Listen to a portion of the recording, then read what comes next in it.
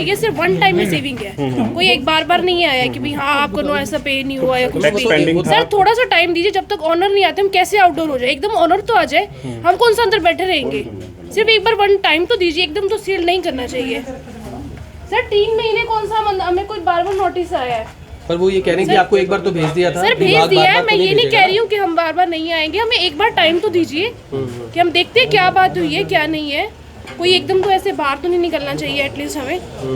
अभी ओनर आ जाएंगे, जैसे वो कहेंगे वैसे कर लेंगे। तो बड़ी खबर हरियाणा के करनाल जिले से आपको जानकारी दे दें कि नगर निगम ने आज एक बड़ी कार्रवाई की है। जी हां, आपको जानकारी दे दें कि 6 जगहों पर जो है प्रॉपर्टी टैक्स को लेकर नगर निगम की कार्रवाई देखने को मिली है। जो लोग डिफॉल्टर हो चुके हैं, जिन लोगों का बकाया करीब 10 लाख के आसपास का था, उनको कहीं ना कहीं सील करने के लिए नगर निगम के अधिकारी जगह जगह पर पहुंचे। तो जितने भी लोग हमारी इस वीडियो को देख रहे हैं, इस वीडियो को आप ज्यादा से ज्यादा शेयर अवश्य करें। आपको यह भी जानकारी दे दें, करनाल आयुक्त नरेश नरवाल ने साफ जाहिर किया है कि बकायादारों की तरफ करोड़ों रुपए का संपत्ति कर जमा नहीं करवाया गया। इसे रिकवर करने के लिए निगम द्वारा कई बार, जी हां कई बार नोटिस दिए गए, लेकिन बकायादारों द्वारा इस विषय पर कोई रुचि ना दिखने के लिए नगर निगम द्वारा सीलिंग करने का प्लान बनाया गया, जिसमें 1 लाख से 10 लाख रुपए तथा 10 लाख से ऊपर की प्रॉपर्टी को सील करने का निर्णय लिया गया। इस मौके पर तमाम नगर निगम के जो अधिकारी हैं वो मौजूद रहे। इस विषय में अधिकारी क्या कहते हैं, सुनिए। बताना चाहूँगा कि नगर निगम के जो प्रॉपर्टी टैक्स के जो डिफ़ॉल्टर्स हैं, हमने उनको नोटिस इशू कर रखे हैं। सबसे पहले बिल इशू होता है हर साल के लिए, उसके बाद नोटिस इशू होते हैं। लास्ट जो नोटिस एनफोर्समेंट का है वो नोटिस इशू किया गया है प्रेस के माध्यम से।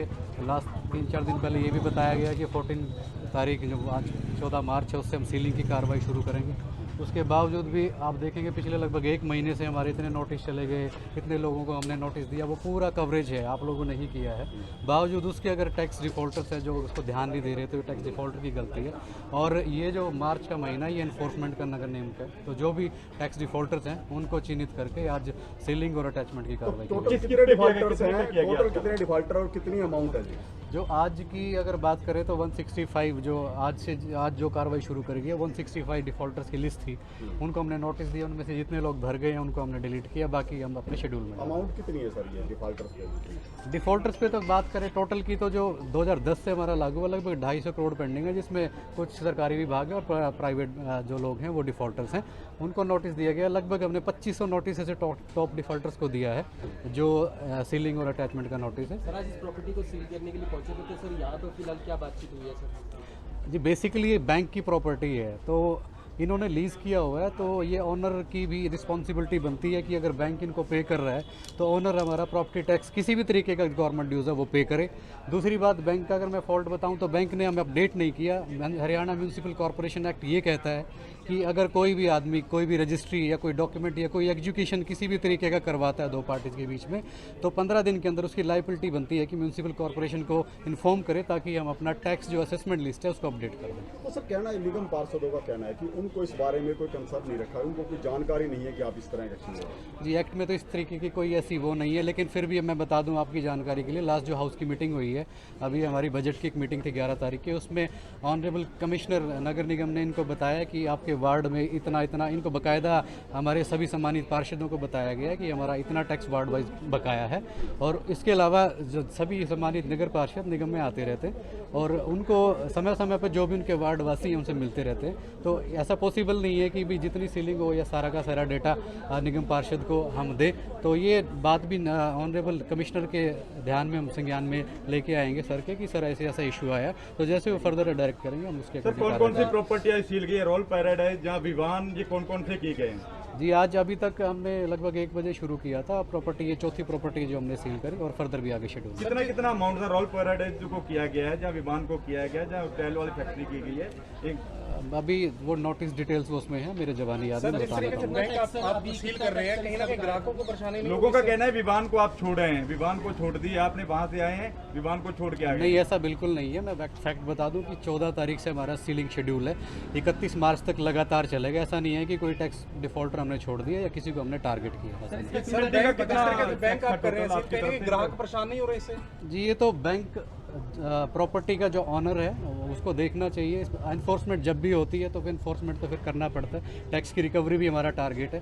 सरकार ने हमें कहा है कि यूएलबी अपने जितने रिसोर्सेज अपना टैक्स रिसीव करे और उसके अकॉर्डिंग अपना मैनेजमेंट। एनडीआरआई पे काफी टैक्स है, दूसरी ऐसी बिल्डिंगें हैं पोस्ट बीएसएनएल पे सरकारी इमारतें जितनी थी सबको हमने नोटिस दिया हुआ है, जो लास्ट नोटिस एनफोर्समेंट के लिए 129, 130 का देते हैं। उसके बाद कुछ प्रॉपर्टी जो सरकारी प्रॉपर्टी है उनसे ये मेल और रिक्वेस्ट आई कि जो हमारा जो डेटा है वो रेक्टिफाई किया जाए। कुछ डेटा उनका था कि एग्जम्पशन में बनता है, जैसे एनडीआरआई में काफ़ी एग्रीकल्चर लैंड थी जो कि टैक्स असेसमेंट में इंक्लूड की गई थी, तो उनको 1 हफ्ते का टाइम दिया गया। वो उनका ठीक करके जैसे ही जो असेसमेंट नोटिस उनका बनेगा उनको इश्यू बल्कि एनडीआरआई को बाकायदा कर भी दिया गया। तो 7 दिन का इनका कितना टैक्स अभी बकाया है सर, अभी जो रहता है?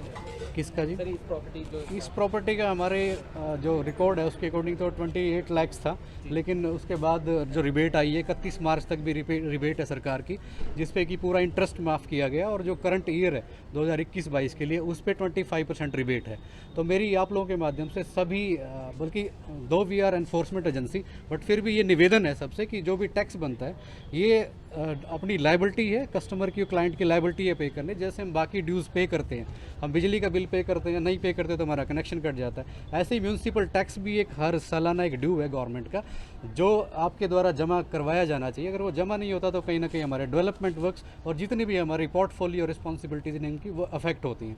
इसलिए निवेदन है कि 31 मार्च तक जो सरकार ने हमें छूट दी है उसका फ़ायदा उठाएं और निगम में अपना टैक्स पे करें। ये सील कर दिया सर?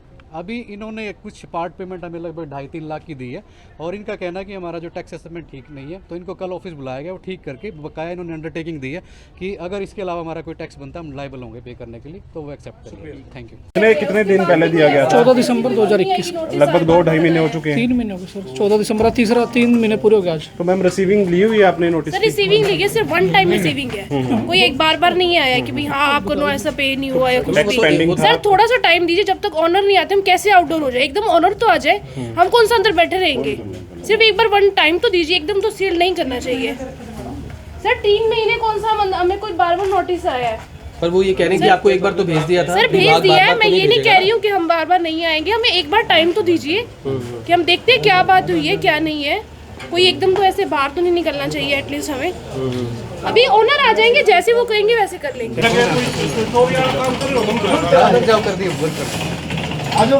देखिए लाइट मना थोड़ी कर रहे हैं।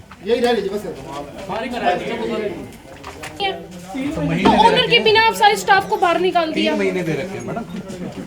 या ओनर आपका 1 घंटा ना आए तो वेट थोड़ी करेगी निगम। फिर आप 10 मिनट दीजिए कि आप हम वैसे आने वाले हैं और अपना आप देख लीजिए कैसे करना है। एक बार अपना जो हाँ तो कोई बात नहीं, निगम में बात कर लेंगे, कोई इतनी भी बहुत बड़ी प्रॉब्लम नहीं है, हो जाएगा जो भी है, ऐसा भी कुछ वो नहीं।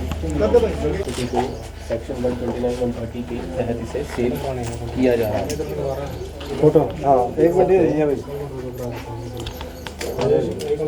हैं, उनको हमने बाकायदा नोटिस दिए हैं। पहले 2-3 नोटिस दिए जा चुके हैं। लास्ट नोटिस इनको दिया था सेक्शन 129-130 जो हरियाणा म्यूनसिपल कॉर्पोरेशन एक्ट 1994 है। उसके बावजूद भी मतलब आप लोग भी देखते हैं कि प्रेस क्लिपिंग को प्रेस कवरेज इतनी दी गई है कि जो भी मार्च में इवन गवर्नमेंट ने छूट भी दी है, उसके बावजूद भी गवर्नमेंट का जो टैक्स है वो डिफ़ॉल्टर्स पे नहीं कर रहे।